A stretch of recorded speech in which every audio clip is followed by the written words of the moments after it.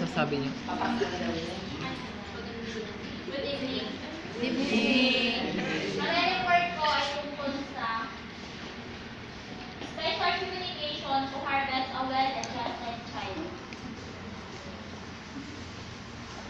Since hindi naman nagpipigilan ngayon yung lumalaking population natin o yung sunod-sunod na generation gap, gusto ng mga magulang natin na maging okay yung kanilang mga anak sa kanila.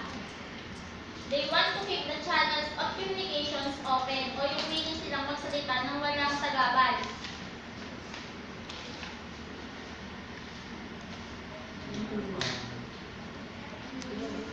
Makikita niyo sa larawan ang isang batang umiiyak sa kanyang magulang. Sunod ay nakikipagtawanan. Ang sumunod naman ay nakikipagsigawan. Children cannot and do not manipulate. Sa bawat pagbuka ng kanilang bibig, sila ay nakikipag-communicate. Ang gagawin ng magulang kapag nakikipag-communicate, ang bata, ang kailangan nilang gawin ay listen. Kailangan lang nilang makinig. Ganto niya yan. Kasi sa paniniwala nila, ang good communication, kapag mayroong good communication, ito ay basic maintaining good discipline and establishing a sound system of values. Pwede nilang madisiplina ang isang bata kapag mayroong good communication. Kailangan lang nilang tandaan, establish what communication is, kung ano yung communication. Alin ang hindi, at ano mapapala ng magulang kung mayroong communication. Sometimes, nako-confuse ang magulang sa isang verbal contact. Tinatawag nila itong communication. Iniisip lang nila na basta nagsalita ang bata, bumuka ang kanilang bibig, ito ay tinatawag ng communication. Nako-confuse sila sa ganon. Which is mali. Kasi ang communication sa two-way street or giving or exchanging of information, ito ay batay sa Webster New World Dictionary. Kailangan willing yung isa o sila dalawa na nag-uusap o magbigayan ng exchanging na information. May mga psychologists na nag-aaral ng techniques para sa epektibong komunikasyon para magamit ng mga magulang natin sa bahay para maging open yung mga bata sa kanila para sa isang magandang komunikasyon. Isa dito ay ang pagko-convey ng acceptance. Kapag sinabi natin acceptance, ito ay pagtanggap. Isa sa mga attitude na dapat mauna bago magsimula ng komunikasyon ay acceptance. Iniisip kasi ng mga magulang, in order na ma-develop ng isang bata, ang kanyang character ay yung kailangan niya maging open sa mga bagay na ayaw nila. Kailangan niya sabihin na, ay ayoko sa ganitong ugali mo, ayoko ng ganyan. Pag gano'n, iisipin ng mga bata, ay hindi ako tanggap ng magulang ko, mali ito para sa kanila. Kapag gano'n, yun ang akala nilang acceptance, which is mali. Yung iba pa nga, open sila na magsabi na, bakit ko pinapansin ang ugali niya, samantalang yun ang tinuro ko na dapat yun ang maging ugali niya. Under that, iisipin nga ng bata na hindi siya tanggap, na mali yung kanyang ginagawa. Kapag nag-open siya, tingin niya magiging defensive lang siya. Kaya ang ginagawa niya, mapapansin natin, halimbawa tayo mga teenager, mapapansin natin sa loob ng mga barkada natin, saka lang tayo nagiging open, saka lang tayo nakakapag-express ng ating emotions kapag nasa kanila tayo o sa kanila tayo nag-open. Kasi tingin natin, mas tanggap tayo nila kaysa sa magulang natin, which is yung magulang natin, kasi kilala natin yung magulang natin, sila yung lagi sinagsasabi na mali yung ganyan, mali yung ganyan. Kaya lang nakakapag-request lang siya ng, hindi lang niya na ilalabas yung kanyang totoong emosyon. According sa Institute of Family Relations, sa bawat isang positive na comments ng isang magulang sa anak, meron na siyang nasabing 10 negative comments. Halimbawa, nasabi natin na ang bait mo, yun ang nasabi natin. Pero bago pa niya nasabi na ang bait mo, marami na siyang nasabing negative comments. Ang acceptance, it enables the child to realize his potential, but acceptance must be demonstrated so that he can feel it. Kailangan natin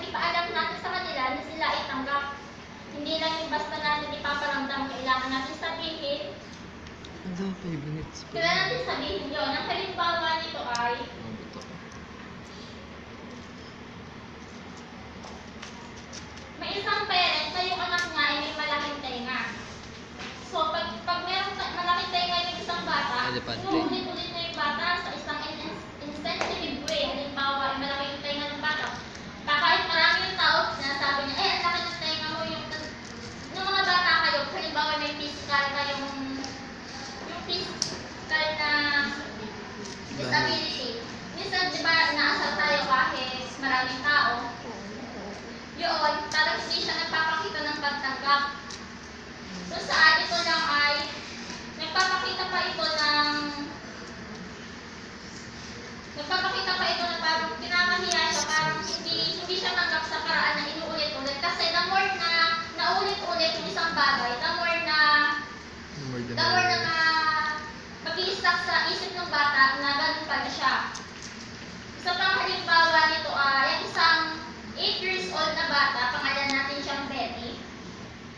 Palagi siyang nireklamo ng kanyang magulang na ay napaka-imposible ni Betty. May ganito ugali ni Betty na masama ugali niya. Pinapalinig niya yon sa harap ng bata kahit na maraming tao. So, sinasabi ko nga na kahit paulit sa isang bagay na paulit-ulit ang nangyayari sa harap ng bata, tatanim sa isip niya na ganun pala siya. Kung halimbawa sinabi natin na masama yung ugali niya, masama ang tatanim sa isip niya, so may isip niya, ay ganun pala siya. Magiging destructive lang siya pag nilabas mo siya ng bahay kasama ng iba. Ang mga magulang kasi hindi sila aware sa damage na nagagawa nila sa bata.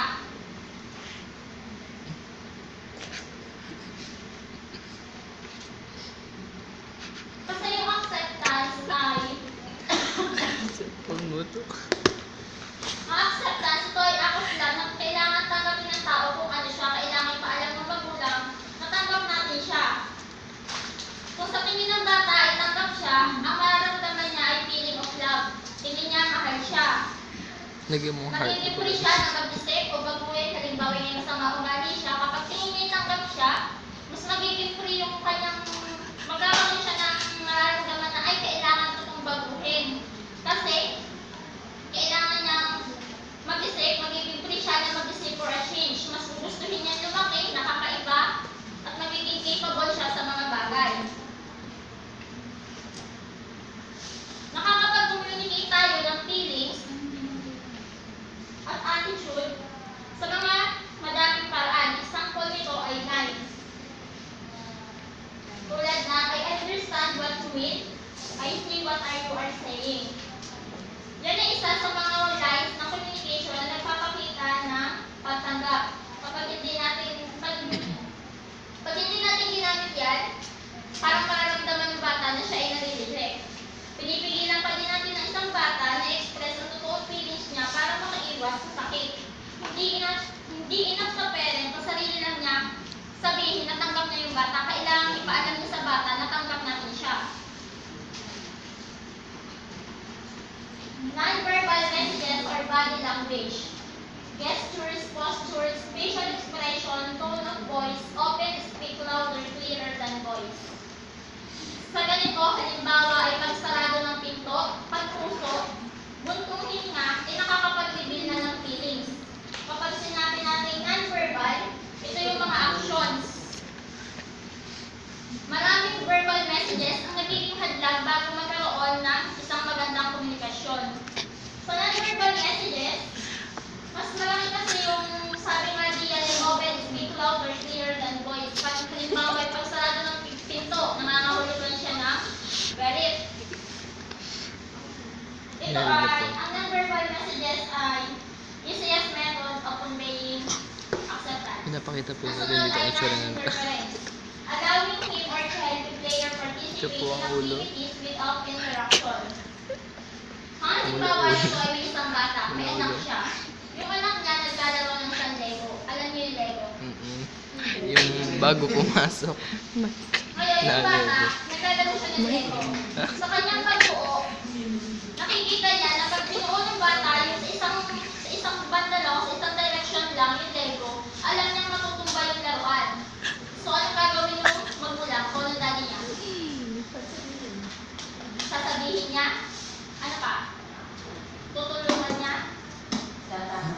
Ano gusto mo? tinatama. Sa non-interference, allowing the child to play na hindi tayo nakikipag-participate. Kasi the more na mag-participate tayo, the more na iisipin ng bata na hindi na kaya nang wala yung magulang na o wala yung daddy niya. Ngayon, kung mag-i-interact naman tayo, kahit magbigay lang tayo ng instruction, mawawala ng tiwala yung bata sa kanyang kakayahan. Ang galaw mo naman. Na iisipin niya, bakit kailangan ko pang gawin to kung wala yung daddy ko, halimbawa wala yung daddy niya, isipin niya wala yung daddy niya. Hindi niya kaya. Ang isa pang halimbawa ay passive listening. Simply means that you listen for information and you your acceptance by saying nothing or very little. Ito ay wala kang sasabihin. Halimbawa nito ay, ito yung magulang. Ito yung anak. Nakikinig kami. Yung ano. Ang sabi ng anak, Mami, today at play time, the teacher wouldn't let me out to play. Hindi ko Ang sabi nakikinig. ng magulang, really? Sabi ng anak, yes, she made me stay and do my work. Nasunod naman ay, Nagkakasala ako sabi sa'yo. ng anak, I got up with all my work to. Nasunod ay, sabi ng magulang niya ay good. Ngayon, kung nakikinig kayo, pwede pakikwento sa akin to. Rosino. Kristia.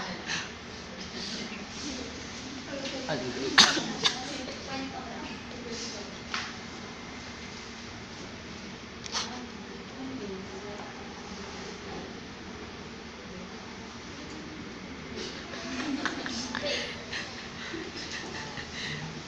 Na may isa daw bata na nakikipag-usap din sa kanyang mami. Sabi niya, nung daw oras ng break time, hindi siya pinayagan ng kanyang teacher na lumabas para makipaglaro.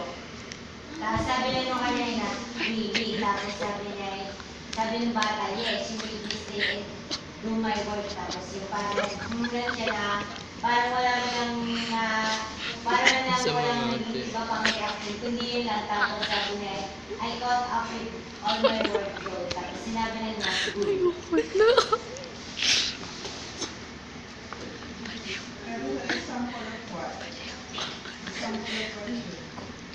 Listen.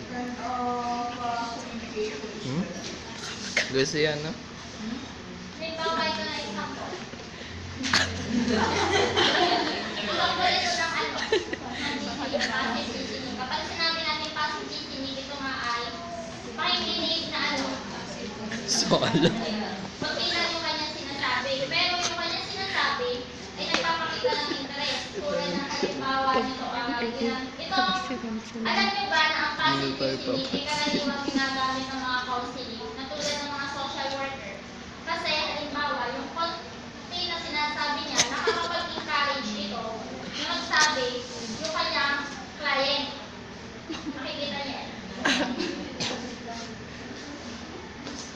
Dito sa passive listening, makikita natin na ang pagsasabi niya ng really, good, makikita natin na wala pa siyang, hindi niya kinukontra yung bata. Hindi niya hindi siya nagpapakita ng pag-husga.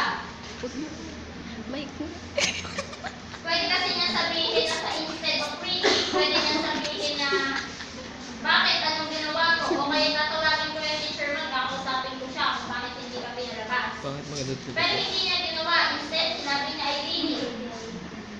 Kung saan, kung pagkasabi niya ng reading, nagsabi yung bata niya, yes, she made me mistake and do my work.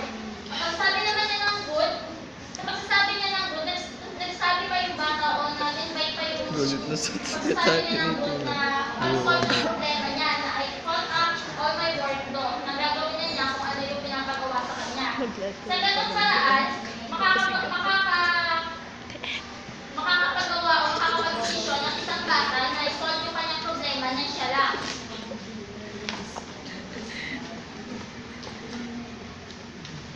Nasunod naman ay tell me more invitations. Doon sa passive listening, kung ilang yung sasabihin natin. Pinupuna. Isa naman, hindi naman pwede na hindi lang tayo nagsasalita, hindi naman pwede na araw-araw ay hindi tayo magsasalita. Hindi tayo pwede Wala kang multo. manatilis tahimik lang kapag kausap natin yung mga magulang natin.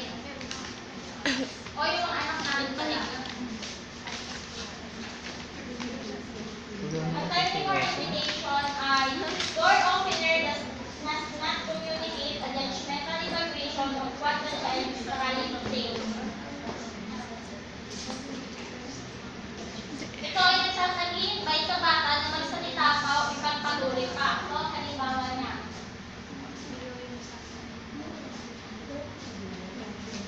No feelings. How interesting. I'm happy to hear that. Good. Great. I see. I understand. Tell me more. I can see how important this is to you. Tell me more about this. I'd be interested in hearing what you have to say about this. I'd like to hear your point of view. Kapag ganito, ang mga magulang nyo ay nagsabi na ganyan in Tagalog. Anong mararamdaman nyo? Magsasalita pa kayo?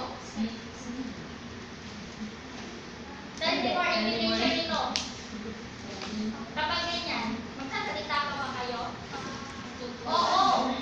Kasi time before invitation ito, kapag sinabi niya, parang nagpapakita siya ng, nagpapakita siya sa halip na konti lang yung words na sasabihin niya. Di ba makikita Meron nyo, may madami pabasa. yung papahuli, madami ng words na sinasabi niya. Nagpapakita ito, interesado siya doon sa anong sasabihin mo. Sa ganitong responses, malalaman ng bata na may karapatan siya na mag-express na isang bagay o Ulo may na nakalabas. matutunan ka sa kung ano man ang sasabihin niya. Gusto mo marinig ang point of view niya. Na ideas niya ay importante sa'yo, hindi niya may isip na sesamunin mo lang siya kapag ipinagpatuloy niya kung ano lang yung sasabihin niya. Slow motion. Smile. Ito naman, example. Suppose Foggy runs to you and cries, I wish I didn't have a sister. She's nothing but a baby. Sa ganito, kapag nagsabi sa iyo ang anak mo na sabi niya ay ayoko ng kapatid. Galit siya doon sa kanyang kapatid. Anong sasabihin mo?